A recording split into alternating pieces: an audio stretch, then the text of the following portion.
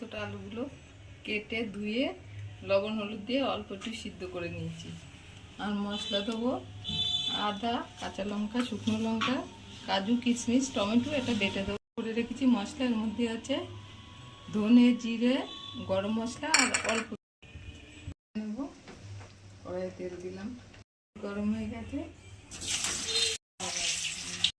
সব তুলে নিলাম। ফোড়ন দেবো, দুটো শুকনো লঙ্কা দিলাম, একটু জিরে দিলাম, দুটো তেজপাতা দিলাম,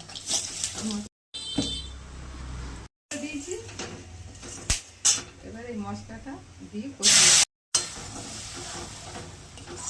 অল্প পরিমাণে লবণ হলুদ দেবো, লবণ দিলাম, একটু চিনি দিলাম, ভালো করে কষিয়ে নেবো। কাজু বাদাম আছে, ঘন ঘন নাড়তে হবে, না হলে লেগে যাবে। হয়ে গেছে, এবার আলুগুলো দিয়ে দেবো। এই দুধ, আলু বেশি আছে তার জন্য দুধটা 2 প্যাকেট দিয়েছি। গরুর দুধ দিলেও হবে, মাদার ডায়েরি দিলেও হবে, আমুল দুধ দিলে বেশি টেস্ট হবে। মশলাটা দিয়ে দিলাম। মশলাটা আগেই ভেজে রেখেছিলাম, দেখানো হয়নি। ধনে, জিরে, গরম মশলা আর শুকনো লঙ্কা আছে এতে।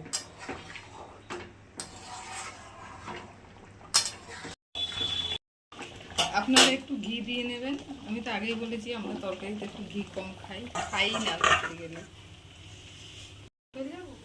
এই আলুর দমটা লুচি, পরোটা, রুটি, ফ্রাইড রাইসের সাথে খুব ভালো লাগবে। এটা সম্পূর্ণ নিরামিষ। ভিডিওটা ভালো লাগলে লাইক, কমেন্ট, সাবস্ক্রাইব, শেয়ার অবশ্যই করবেন এবং কমেন্টে জানাবেন যে কেমন লাগলো আপনাদের আজকে স্পেশাল আলুর দম।